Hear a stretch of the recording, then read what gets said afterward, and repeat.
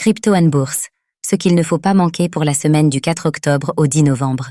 L'actualité de cette semaine sera résolument américaine, avec des élections présidentielles aux États-Unis qui laissent les marchés dans l'expectative.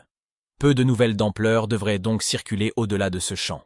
Il faudra peut-être compter avec une volatilité plus marquée sur les marchés de crypto-monnaies et boursiers à l'approche du grand jour. À quoi peut-on alors s'attendre ?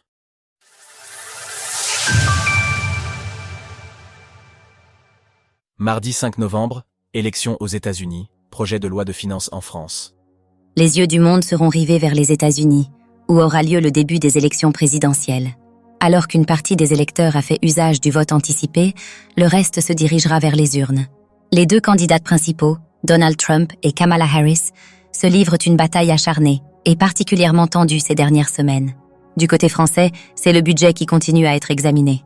Un vote solennel aura lieu en ce qui concerne le financement de la sécurité sociale ce mardi, suivi par l'examen de la seconde partie du projet de loi de finances pour 2024 à l'Assemblée nationale.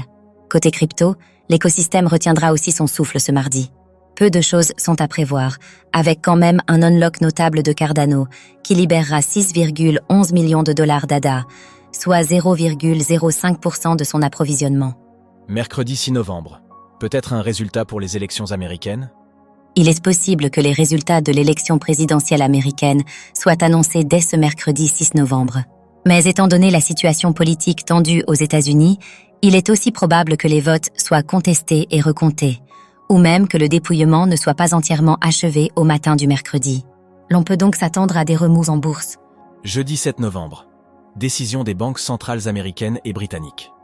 Ce jeudi, la Banque centrale du Royaume-Uni pourrait annoncer une modification de ses taux d'intérêt. La décision de politique monétaire de la Banque d'Angleterre pourrait aller à la baisse, dans un contexte de ralentissement de l'inflation.